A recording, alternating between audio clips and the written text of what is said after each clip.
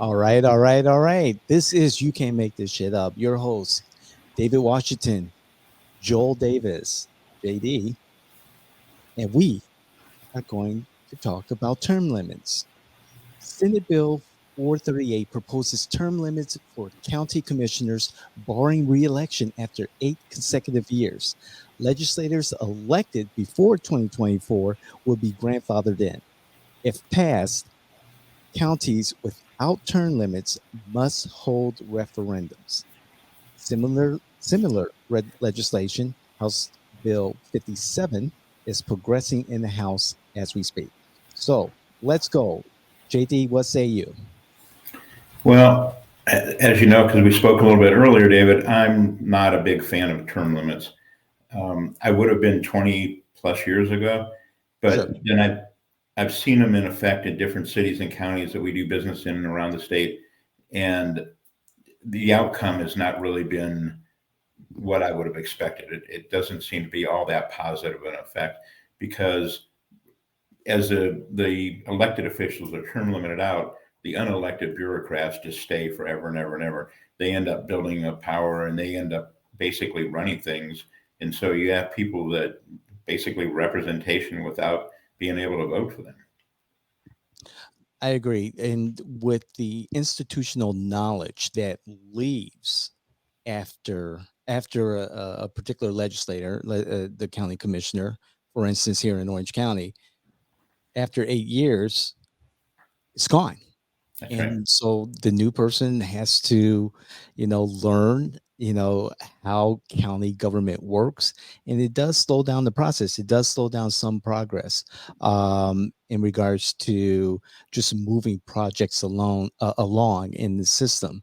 That's I right. know with County Commissioner Gomez Cordero, when she first came on board, or just before she came on board, we met with her predecessor, Jennifer Thompson, and she sat us down and she said, "Hey, the first 4 years, she was learning how That's to right. be a county commissioner, and it was difficult. And establishing relationships with staff was Yeah. very important, and that's not easy in itself. Understanding their role, getting to having that type of relationship where you can pick up the phone and someone will pick up and answer your questions without delay.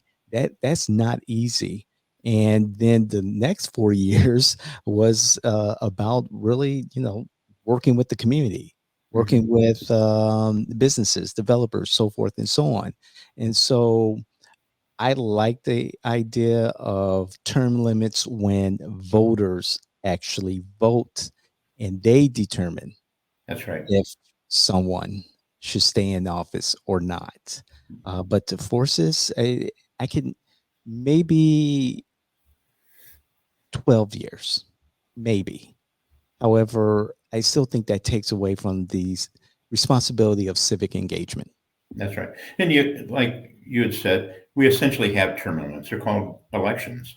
And it's not just that institutional knowledge that that elected official has within like their organization, but if you take city or county type level people, it's their contacts upstream at the state and maybe even at Washington, and being able to pick up the phone and say, hey, you know, my city or county is having this kind of problem. Can I get some help? How do I do this? How do I do that? And we've all been around long enough.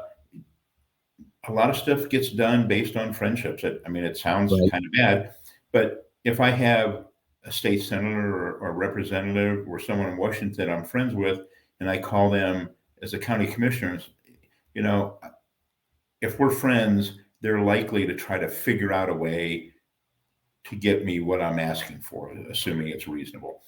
If I'm just calling some guy I've never seen before, he may or may not try to help me. But even then, even if he tries to help me, he's probably not really going out of his way to figure out how to get what I need.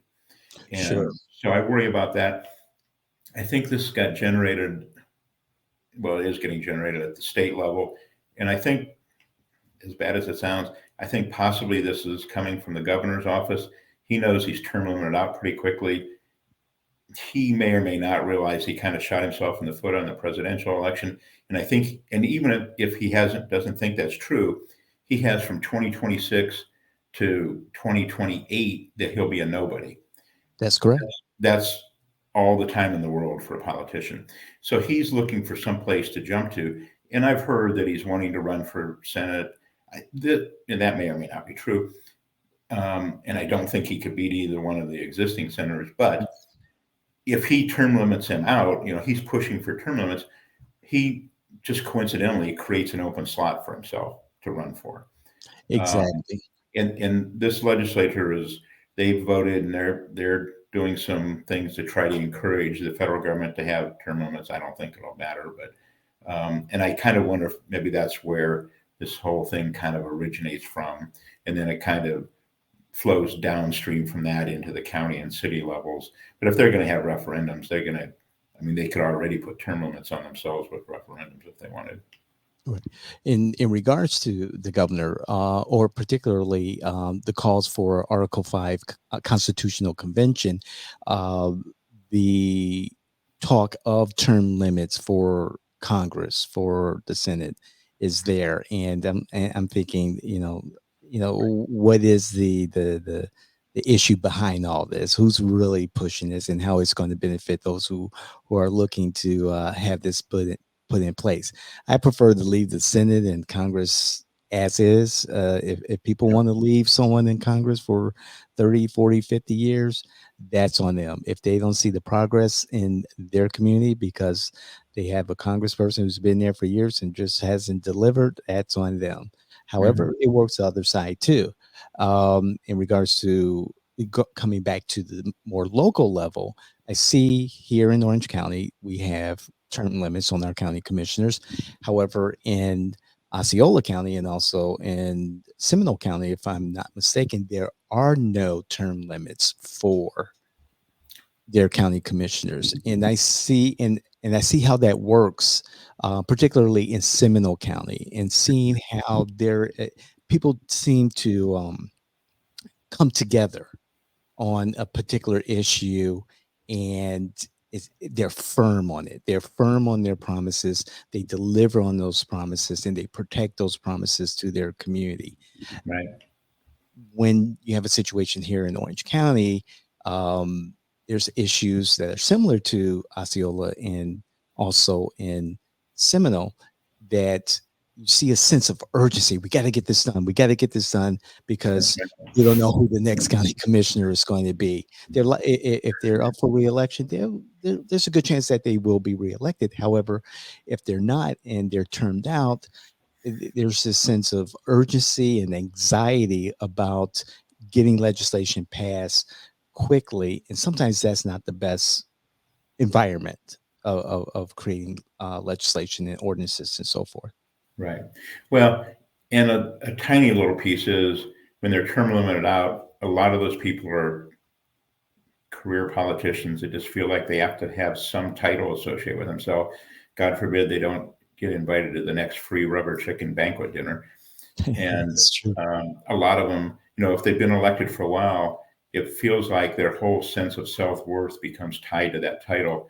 And so that where I'm going here is you'll see that they start job shopping. They may get, you see that at state level a lot. They'll get term limited out in the state rep, and then they'll run to the Senate, and they'll get term limited out of the Senate, and they'll run back for the state rep side, and they'll go back and forth and back and forth. Um, Oh, we've seen that with now state senator Geraldine mhm. Thompson. We're actually seeing the possibility of State Senator Linda Stewart come back after being termed out, come back and run for her old seat as county commissioner. So That's right. yeah, you're right. You're right. Folks kind of get comfortable and with these titles and want to kind of continue it out. I know there's a balance between experience and fresh perspectives in local governance. And that's where, civic engagement is really important. I think there's one thing you can't say here in Orange County. There's a very strong civil engagement advocacy network that Hmm. stays involved with the Board of County Commissioners That's and right. keep fresh ideas coming. And um, for political side, it does help to build a bench of new leaders, fresh leaders, young leaders. However, like you just said, there's this rotation of politicians who jump from one seat to another, and it kind of sucks the air out of the room. Yeah. Yeah. They, well, we'll see where it goes. I don't think it's going to get a lot of play at the national level, but Yeah, state level, it'll end up getting passed. yeah, yep. And Seminole County, Osceola County, welcome to the family. Just like here in Orange County, there's some Yeah. good people though that should still be reelected over and over again because they do deliver, and you can't walk away from that. So, Hmm. final word, JD. I think that's it on that one. Excellent. All right. My final word is thank you, JD, again for joining us. I really enjoy this and looking forward to the next time. And to our viewers and listeners, if you enjoy what you hear, if you have any comments, and that's an important thing right there, the comments. If you have something to say about this particular episode or any of our content, please let us know. Comment in the comments section.